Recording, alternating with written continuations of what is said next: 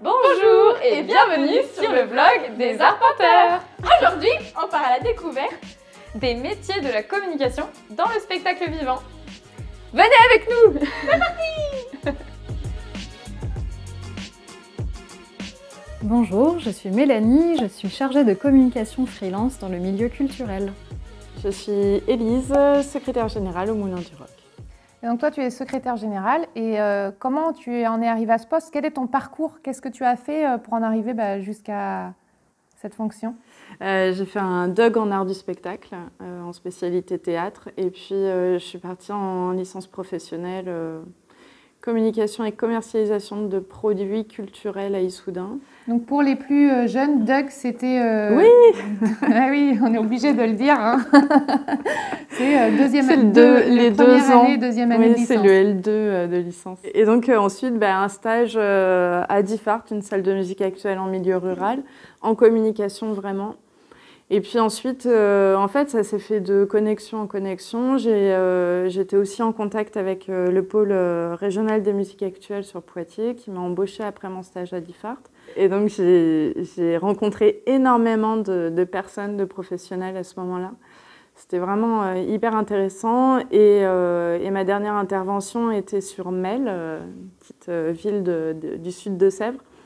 Et là, je suis arrivée en tant que chargée de diffusion et de communication pour des groupes. Et puis à Mel, il y avait une asso, la Ronde des Jurons, qui existe toujours et qui fait des concerts là-bas. Et donc j'ai travaillé à la fois pour des groupes, pour les faire tourner, et puis faire de la communication en même temps de l'asso. Je suis partie au bout de 3 ans. Je suis arrivée au CNAR, au Centre national des arts de la rue, en tant que chargée de communication et de médiation.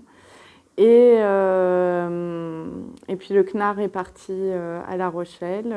Et au CNAR, donc j'étais chargée de communication et de médiation. Je suis arrivée ici au Moulin du Roc en tant que chargée de communication et de médiation, puis responsable de communication et secrétaire générale. Quel est ton parcours? Comment tu en es arrivée à faire de la communication en tant que freelance? Alors, moi j'ai commencé après un bac L art plastique à faire les beaux-arts à Poitiers et mon objectif là c'était d'être professeur d'art plastique. Et ma 3e année à Poitiers, je découvre le bénévolat au TAP, donc en médiation culturelle, et je me dis j'y vais. Donc le TAP, c'est la scène nationale de Poitiers. Voilà. Et en fait dans la médiation culturelle, je me dis mais il y a tout ce que j'aime, c'est ce que j'aimais dans le métier de professeur d'art plastique, c'est transmettre un savoir à d'autres, le côté pédagogique de la chose. Donc je me renseigne sur les études qu'il faut faire pour faire médiatrice culturelle. Donc je fais la licence pro, 2 stages, un au Festival d'Avignon, un à Bordeaux pour le festival Échappée Belle.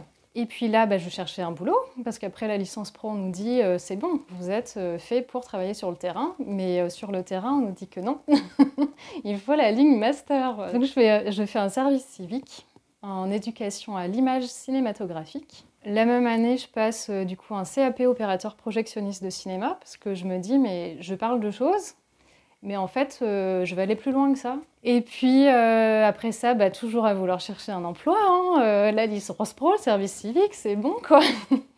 Non, toujours pas, le master. Bon, donc je vais en master. Je vais à la fac. Okay, ça à Tours, à l'université François Rabelais. Donc c'est un master culture et médiation des arts du spectacle, parce que je voulais vraiment être dans le spectacle vivant. Voilà, je vais dans ce master en sachant très bien que le programme, c'était la réplique de ma licence pro. Mais puisqu'il fallait la ligne, allons-y. Mais dans ces cas-là, que je mette quelque chose à profit de cette année, puisque j'avais découvert un projet de panier culturel. Donc c'est sur le modèle des paniers de fruits et légumes des AMAP, mais avec des produits culturels dedans, donc locaux, quoi. Donc les paniers culturels sont nés à Tours. Aujourd'hui, ça s'est arrêté, mais ça a duré encore quelques années. Et puis ce projet, ce master, m'a permis d'obtenir un CDI. En fait, je n'ai pas fait ma 2e année de master parce que grâce à ces expériences-là, ça a matché sur le papier. Ça y est, il y avait la ligne master plus création d'une association. Donc voilà, j'ai été prise en CDI au Moulin du Roc, la scène nationale de Niort, médiatrice culturelle. Donc là, ce pourquoi j'avais fait toutes mes études, le rêve, quoi. Et quand je suis arrivée au Moulin du Roc, c'est là que la communication est surtout pas mal arrivée. J'ai été recrutée en tant que médiatrice culturelle, mais j'ai tout de suite vu que les réseaux sociaux et le positionnement du site internet, c'était un peu la friche, quoi. Puis moi, j'ai dit un peu timidement, j'étais très timide quand je suis arrivée, moi, les réseaux sociaux, j'aime bien, je peux faire des posts, hein. Et en fait, le directeur est super, fait une grande confiance et il m'a laissé une grosse carte blanche. Vas-y, si tu as envie, vas-y. Et puis je l'ai fait et ça s'est très bien passé. Et au final, je me suis retrouvée à ce que ce soit une grosse partie de mon poste quand même. Voilà, donc sur le papier, j'étais toujours médiatrice culturelle, mais voilà, moi j'ajoute dans mon parcours que j'étais aussi community manager et que je m'occupais du référencement web. Et je m'en suis occupée pendant 3 ans. Et c'est ce qui m'a permis de proposer ça en fait, dans mes missions en communication freelance. Parce que je me suis vraiment éclatée là-dedans. Et je me dis, moi, je vais mettre à profit ces compétences-là et cette envie que j'ai là-dedans. Et quels sont les différents métiers de la communication dans le spectacle vivant pour une structure ? Nous, on est 2, enfin pas à plein temps. Du coup, il y a Florie qui est chargée de communication à plein temps et moi, je l'accompagne sur la stratégie globale, sur des décisions à prendre, sur la presse. Je suis aussi référente sur la presse. On peut avoir quelqu'un en community management parce que là, du coup, ça prend beaucoup de poids en ce moment. Les réseaux sociaux, ça fait plusieurs années que ça se développe. Pour moi, les graphistes qui nous accompagnent, l'agence de com, elle a une place importante aussi. Elle n'est pas salariée du Moulin du Roc, mais elle constitue, je pense, au moins un temps plein dans notre équipe et dans notre budget. Et du coup, elle nous accompagne sur tous les supports qu'on fait. On a aussi un développeur sur le web, on a le print et puis la communication globale mise en place au quotidien. Donc c'est plusieurs corps de métier qu'on retrouve. Pour travailler dans la communication, dans des structures culturelles, on peut trouver des termes comme attaché de communication, responsable de communication, directeur de communication. Et puis, il y a aussi ce poste secrétaire général. Quelles sont les particularités de chacun ? Attaché à la communication, c'est quelqu'un qui va être plus dans l'exécutif, qui va mettre en place la communication qu'on lui demande, on va dire sur du quotidien principalement. Et puis ensuite, on va retrouver les chargés de communication qui ont plus de place sur les décisions qu'ils partagent. Enfin, en tout cas, avec Florine, on partage plutôt les décisions qu'on prend. On a besoin l'une de l'autre, je pense. En chargé de communication, on peut aussi avoir des décisions budgétaires, en tout cas le suivi d'un budget. Pas forcément en décision, mais en tout cas en suivi, c'est ce qu'on demande. Responsable communication, direction de la communication, pour moi, ça se retrouve un peu. Hein. Et là, c'est une stratégie globale, c'est ce qu'on a fondu avec le poste de secrétaire général. Du coup, aujourd'hui, dans ma fonction, je coordonne le pôle public, donc toutes les personnes qui sont en lien avec le public. Il y a la billetterie, le mécénat, la communication et la médiation. Et donc au niveau de la communication, c'est vraiment être sur la stratégie globale, sur la gestion du budget, la mise en place du budget, la gestion, et puis on a mis les relations presse. Et donc secrétaire général, c'est une fonction de direction de communication, mais qui ne se résume pas à ça. Oui, secrétaire général, pour moi, c'est un nom de poste qui s'adapte à chaque structure. On le retrouve, pour moi, il y a aussi les directions des relations avec les publics. Voilà, nous, c'est l'orientation qu'on a voulu lui donner vraiment sur la coordination de la médiation, la communication, le mécénat et la billetterie. Et c'était un poste qui m'intéressait vachement parce que j'étais sur la médiation et sur la communication, que c'est très lié, qu'on travaillait en binôme avec Mélanie quand elle est arrivée au Moulin du Roc. Et que du coup, ça fonctionnait très bien, ce travail entre médiation et communication. Et on s'appuie aussi beaucoup sur la billetterie.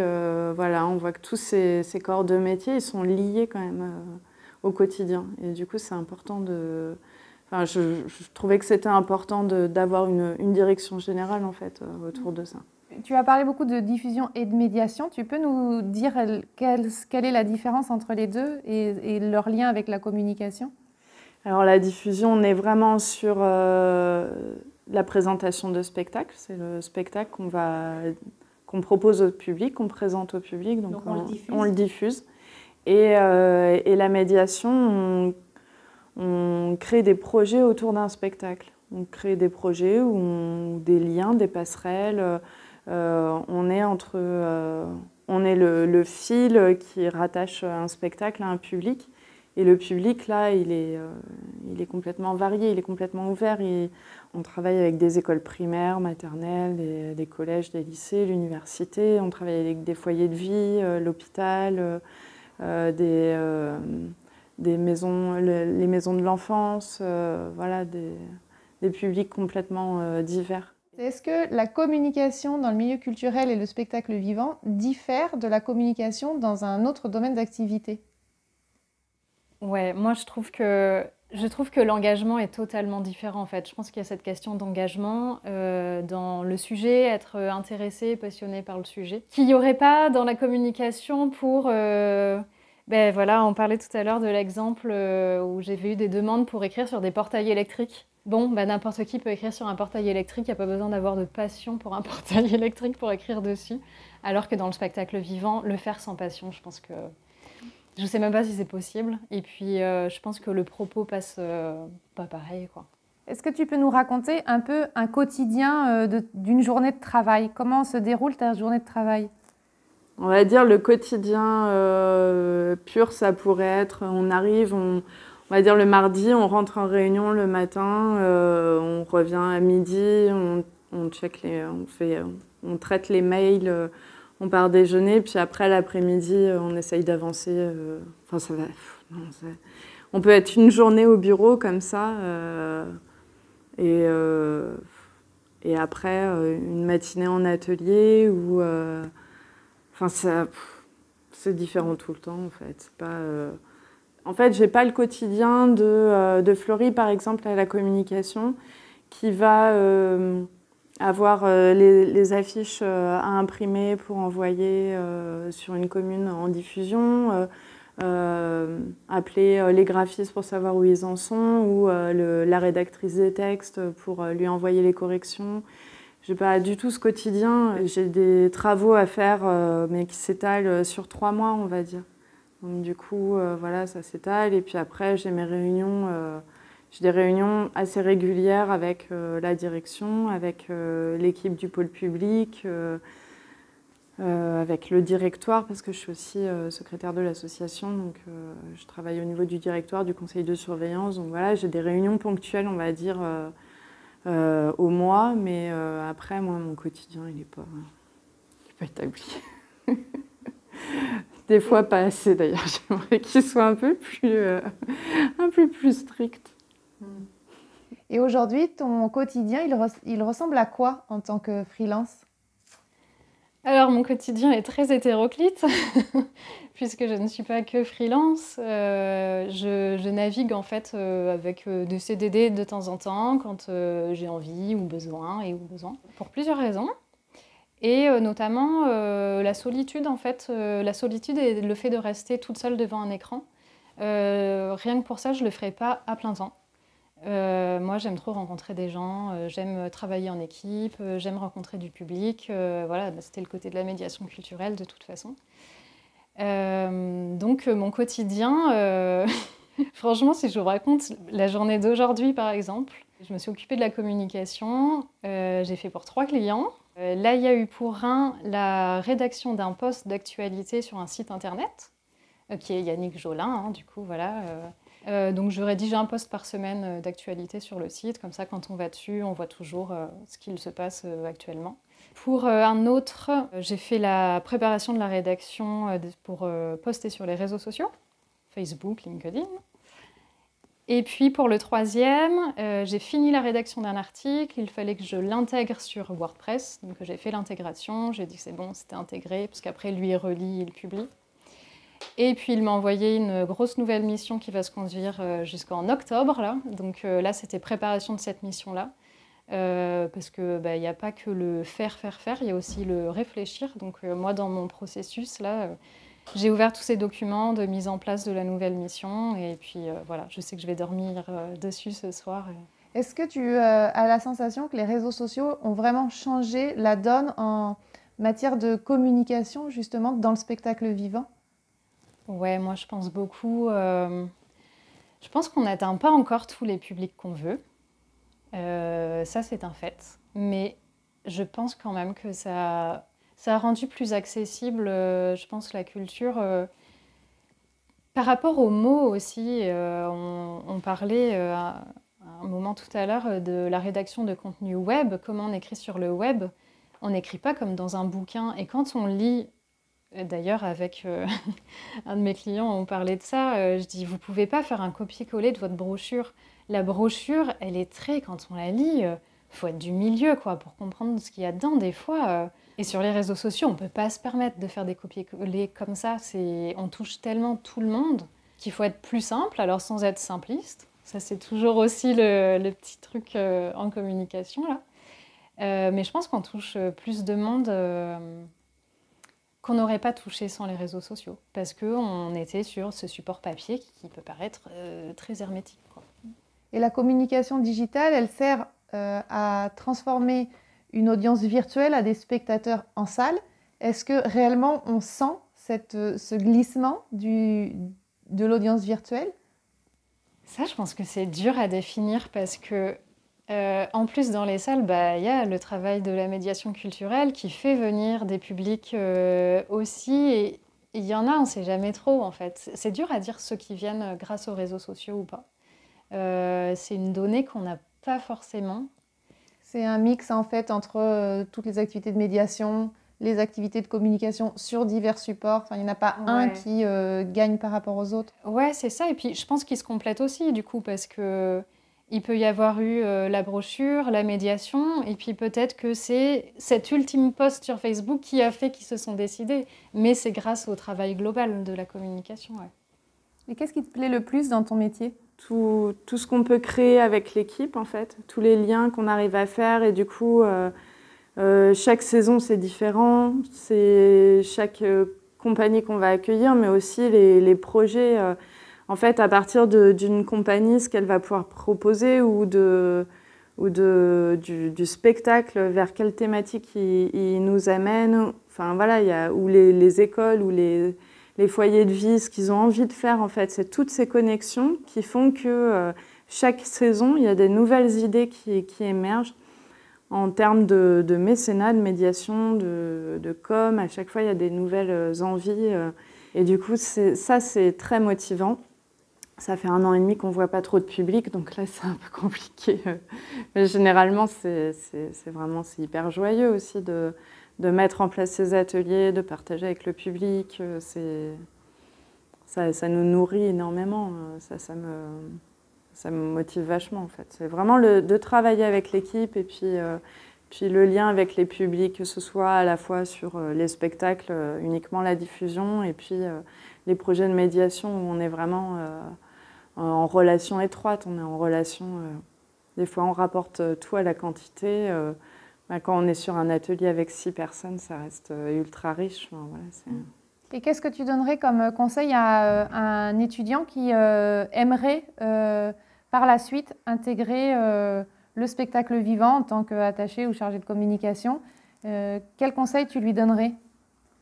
Déjà d'aller dans les structures, d'aller à la rencontre peut-être par stage ou en bénévolat ou en CDD, mais d'y aller en fait, de voir comment ça se passe vraiment au cœur des structures et de se renseigner. Et puis ce que je disais, de rencontrer des compagnies, des petits lieux, des grands lieux, enfin, de pouvoir se faire aussi une idée de ce qui se fait vraiment partout. C'est tellement différent et c'est important en fait pour... Et d'aller voir des spectacles? Ah oui, d'aller voir des spectacles. Merci d'avoir regardé, j'espère que ça vous a plu. N'hésitez pas à nous laisser un commentaire si vous aussi voulez devenir chargé de communication. Abonnez-vous, mettez-nous des pouces et à la semaine prochaine. Bye.